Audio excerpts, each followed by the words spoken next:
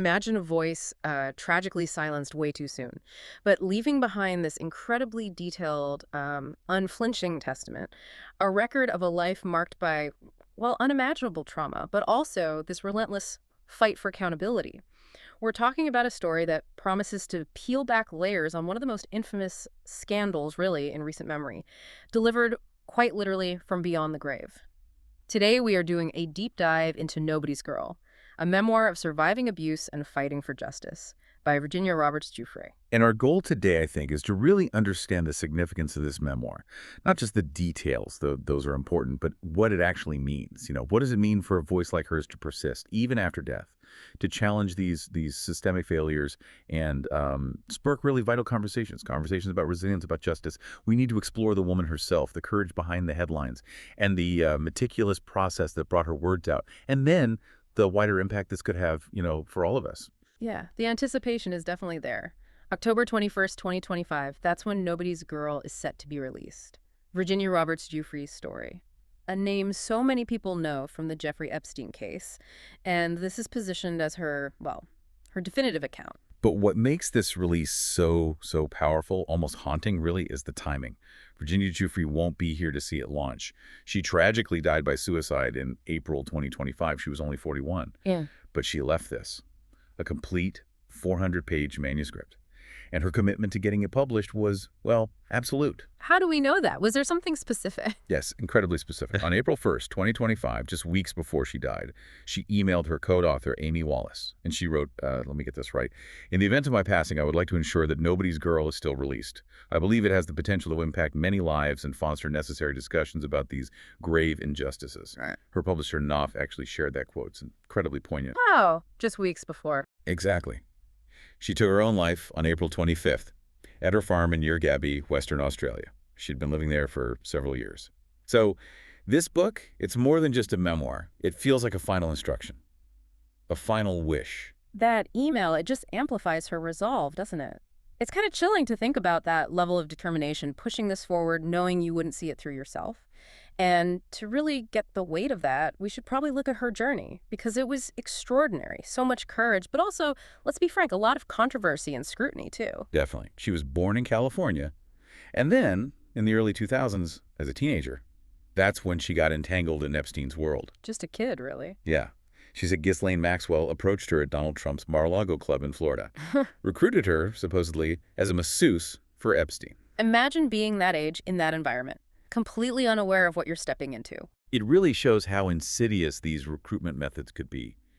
In her later allegations, especially the ones against Britain's Prince Andrew, those sent shockwaves everywhere, through the media, the royal family. Absolutely, which led to that big settlement in 2022, out of court. Right. And it's crucial we note Prince Andrew has always denied the allegations, consistently. Yeah.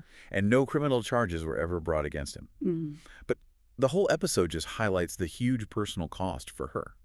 And we should also mention, her accounts did face challenges over time. There was scrutiny. She herself retracted allegations against Alan Dershowitz in 2022. She acknowledged errors, citing the passage of time, memory, things like that. Which is understandable given the trauma and the years involved. Exactly. But despite all that pressure, the public glare, the personal toll, which must have been immense, her determination to expose the system that allowed these abuses that never seemed to waver. No, it really didn't. And that commitment, even with all the pushback, it is remarkable. She became this symbol, I think, of resilience for a lot of people, just for speaking out.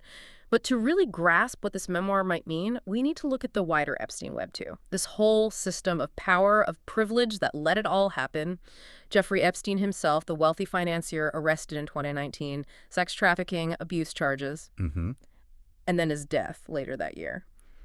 In his jail cell in New York, officially ruled a suicide, but that ruling, well, it's still debated. Lots of speculation persists. Still raises questions for many people. It does. And then Ghislaine Maxwell, his longtime associate, convicted in 2021 for recruiting, for grooming girls for Epstein.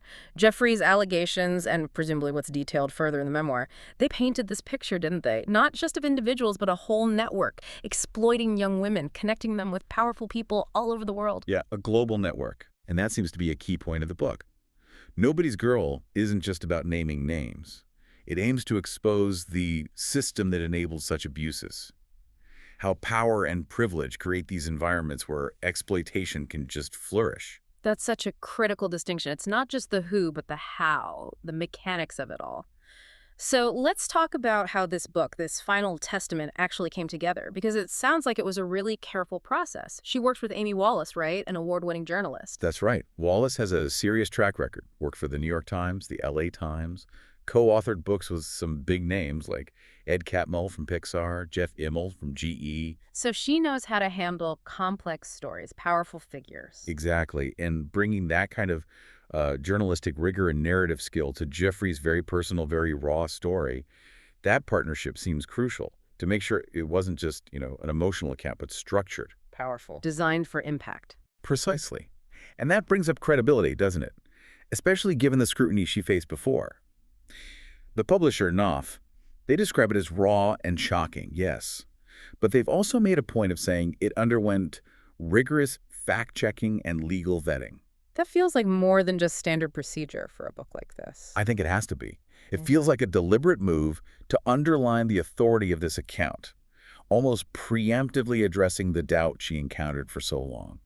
And it shows her commitment, too, her commitment to her version. Apparently, she initially had a big deal, 7 figures, with Penguin Press. But when her editor there, Emily Cunningham, moved over to Knopf, Giuffre followed her. Really? She moved publishers to stay with the editor? Yeah. Which suggests she really trusted Cunningham to maintain her vision for the book. And Knopf also clarified, this Nobody's Girl is completely separate from that earlier manuscript. Remember the Billionaires Playboy Club? That surfaced in court documents back in 2019. This is presented as something new, something definitive, her final word. And the promise is it delivers new details, right? More intimate insights about her time with Epstein, with Maxwell, with their whole circle, and particularly, it seems, her interactions with Prince Andrew. They're calling it intimate and heartbreaking, her chance to set the record straight, finally, on her terms. And that's where the real potential power lies, I think. Because Nobody's Girl is clearly intended as more than just her personal story, however harrowing that is. It's framed as a critique of a world that allowed predators like Epstein to operate basically with impunity, shielded by wealth, by connections, by influence. Right, shielded by the system itself. Exactly. Remember that email quote? She believed the book could foster necessary discussions about these grave injustices. End quote.